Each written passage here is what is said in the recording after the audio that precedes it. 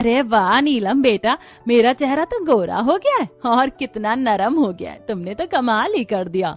माँ जी, मैंने तो आपसे पहले ही कहा था, जब आपकी बहू है तो आपको चिंता करने की जरूरत नहीं। नीलम की बात सुनकर मोहिनी मुस्कुरा देती है। माँ जी, गर्मियाँ शुरू हो गई हैं। इस गर्मी के मौसम में मैं आपको बिल्कुल भी डिहाइड्रेट होने नहीं दूंगी और आपका बहुत ध्यान रखूंगी। कल से मैं आप लोगों को आंवला जूस, बेल का शरबत, बीटरूट का जूस, ये सब खिलाऊंगी पिलाऊंगी। ये सारी चीजें सुनने में ही बड़ी अजीब सी लग रही हैं। माँ जी, ये सारी चीजें शरीर के लिए बहुत अच्छी होती हैं। आप कितना भी मुंह बना लीजिए, आपको तो ये सब पीना पड़ेगा। नीलम इतने प्यार से ये बात कहती है कि मोहिनी के चेहरे पर मुस्कान आ जाती है। थोड़ी देर बातचीत करने के बाद मोहिनी अपने कमरे में चली जाती है और नीलम गार्डनिंग का सारा सामान छत पर ले जाती है। शाम हो गई थी, इसीलिए नीलम छत पर बैठकर गमले में सुंदर सुंदर फूलों के पौधे लगाती है। बस घंटे भर में नीलम का पूरा छत फूलों के छोटे छोटे पौधों से भर जाता है। ये छोटे छोटे पौधे कितने सुंदर लग रहे हैं। जब इनमें फूल खिल जाएंगे तब ये और भी खूबसूरत लगेंगे। इस तरह दिन गुजरते हैं। गर्मी और बढ़ती है। गर्मी बढ़ने की वजह से गंगा का पानी जिस जगह पर रिफाइन होकर शहर के सभी नलों में जाता है, वहाँ की मशीन अचानक खराब हो जाती है। हे भगवान, इतनी गर्मी में अब ये क्या मुसीबत आ गई। इतनी बड़ी मशीन खराब हो गई। इसका मोटर तो जापान में मिलता है।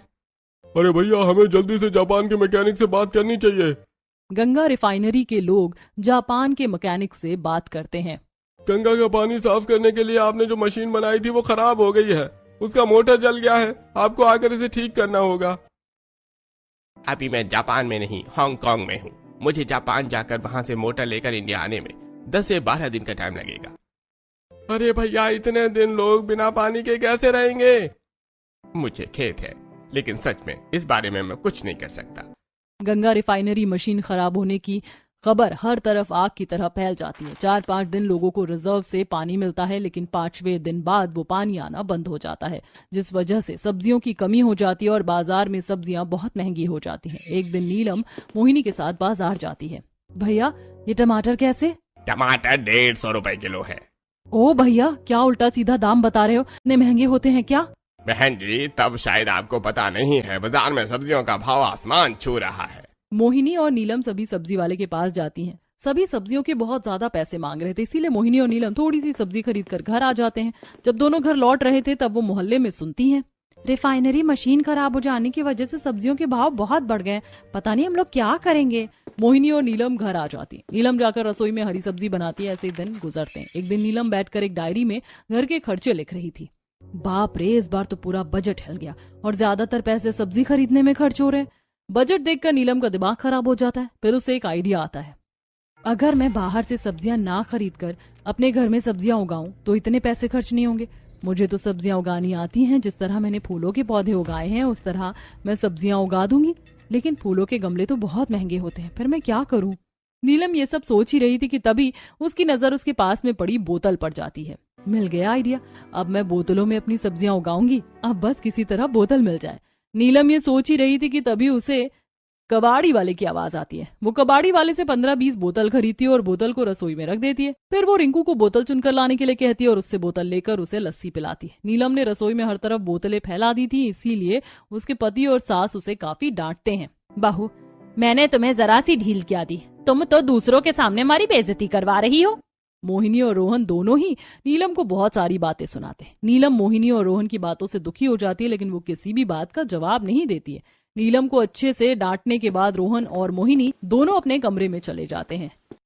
मैंने तो घर के खर्चों को बचाने के लिए घर में गार्डनिंग करने का सोचा, लेकिन मेरी सास और पति तो मुझ पर ही बरस रहे हैं। भलाई का तो जमाना ही नहीं है। रोहन और मोहिनी ज्यादा छत पर जाते नहीं थे, इसीलिए नीलम अपना सारा बोतल का कबाड़ लेकर छत पर जाती है और वहां एक कोने में सारी बोतलें रख देती है। फिर वो नीचे रसोई में आकर एक चाकू को गैस पर गर्म करती है और फिर उसे छत पर ले जाकर बोतलों को काटती है।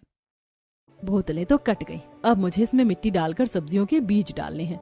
नीलम अपनी मिट्टी की बोरी से मिट्टी निकालती है और उसे छोटे छोटे टुकड़ों में तोड़कर पाउडर बनाती है। फिर नीलम उसमें चाय पत्ती की खाद मिलाकर थोड़ा पानी डालकर मिलाती है और उसे बोतलों में भरकर उनमें सब्जियों के बीज डालती है और छत पर धूप के सामने रख देती है। आज तो मुझे बहुत खुशी हो रही है। अपने हाथों से सब्जियां उगाने में जो खुशी है वो बाहर से हरी सब्जी लाकर खाने में कहाँ है। नीलम छत पर बोतलों में हरी सब्जियों के बीज बोकर नीचे चली जाती है। ऐसे ही दिन गुजरते हैं। नीलम सुबह शाम अपने पौधों को पानी देती है। कुछ दिन बाद नीलम की मेहनत रंग लाती है और उसके बोतलों में सब्जियों के पौधों की छोटी छोटी कलियां निकल आती हैं। बस अब कुछ दिन बाद मुझे इतनी गर्मी में बाजार जाकर महंगे दाम पर हरी सब्जी नहीं खरीदनी पड़ेगी। नीलम बिना लालच के अपने बोतल वाले सब्जियों के पौधों का ध्यान रखती है, उनमें टाइम टू टाइम पानी देती है। कुछ दिन बाद उसकी मेहनत रंग लाती है और उसकी बोतलों में छोटे छोटे लाल लाल टमाटर, हरी हरी मिर्च, टिंडे, भिंडी, कद्दू, काफी सारा सामान उग जाता है। आखिर इतने दिनों की मेहनत के बाद मैंने बोतलों में हरी सब्जी उगा ली। आज मैं अपने ससुराल वालों को अपने हाथ की उगाई सब्जी ही खिलाऊंगी। नीलम खाने में सबके लिए लौकी की सब्जी, दाल, चावल, रोटी, एक दो तरह के साग, धनिया पत्ता और पुदीना की मिक्स चटनी बनाती है और सारा खाना डाइनिंग टेबल पर सजाती है। डाइनिंग टेबल पर इतनी सारी हरी सब्जियां देखकर मोहिनी और रोहन दोनों ही अपनी नाक से कोड़ लेते हैं। बहू, मैंने और रोहन ने तुम्हें डांट क्या दिया? अब तुम इस तरह से हमसे बदला निकालोगी? क्या हुआ माँ जी, अब मैंने क्या कर दिया? बहू, तूने इतनी सारी सब्जियां क्यों बनाई हैं? तुझे पता है ना सब्जियों के दाम आसमान छू रहे हैं, और तू एक ही दिन में इतनी सारी महंगी सब्जी बनाएगी तो हम बाद में क्या खाएंगे? नीलम, तुम्हें तो पता है ना कि सब्जियों के दाम बढ़ जाने की वजह से हमारे घर का बजट खराब हो गया है, और तुम इतनी महंगी महंगी सब्जियां मंगा रही हो। ऐसा भी कोई करता है भला? इस बार मोहिनी और रोहन की बात सुनकर नीलम को भी थोड़ा गुस्सा आ जाता है। आप लोगों से किसने कह दिया कि मैं ये सब्जियां खरीद कर लाई हूँ? ये सब्जियां मैं खरीद कर नहीं लाई, बल्कि ये मैंने खुद उगाई हैं। आप लोग कभी मेरी बात सुनते ही नहीं है। जब देखो मुझे बिना सोचे समझे डांट देते। क्या बात कर रही हो? ये सारी सब्जियां तुमने उगाई हैं? ये तो खाने में बहुत ज्यादा स्वादिष्ट हैं। नीलम, क्या इन सब्जियों को तुमने अपने गार्डन में उगाया है?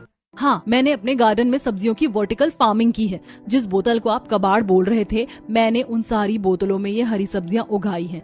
आप लोग कभी मेरी बात सुनते नहीं हैं, बस मुझे डांटते रहते हैं। चलिए मैं आप लोगों को बोतलों में उगाई अपनी हरी सब्जियां दिखाती हूँ। नीलम मोहिनी और रोहन को लेकर छत पर जाती है। छत पर जाने के बाद मोहिनी और रोहन दोनों के मुंह खोले के खोले रह जाते हैं, क्योंकि जहां एक तरफ बाजार में लोगों को सब्जियां मिल नहीं रही थी, वहीं उनके घर पर हर तरह की गर्मियों की हरी भरी सब्जियां बोतलों में लगे पौधों पर लटक रही थी।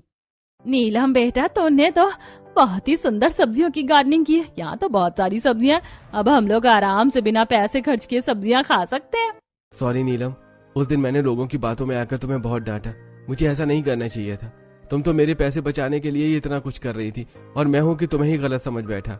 मुझे भी माफ कर देना बहू, मैंने भी तुझे समझने में गलती की। आगे से मैं किसी भी बाहर वाले की बातों में आकर तुझे नहीं डांटूंगी। रोहन और मोहिनी दोनों ही नीलम से माफी मांगते हैं और नीलम दोनों को माफ कर देती है। अब नीलम अपनी बोतलों में उगाई हरी सब्जियां ही बनाती है।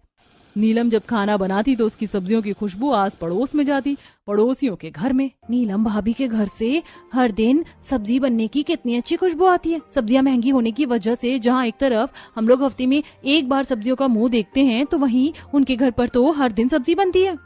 मीना, मोहिनी की बहू नीलम ने जब से छत पर बोतलों में सब्जियां उगाई हैं, तब से उनके घर पर हर दिन सब्जियां ही बनती हैं, क्योंकि उन्हें सब्जियों में पैसे खर्च करने की जरूरत ही नहीं पड़ती।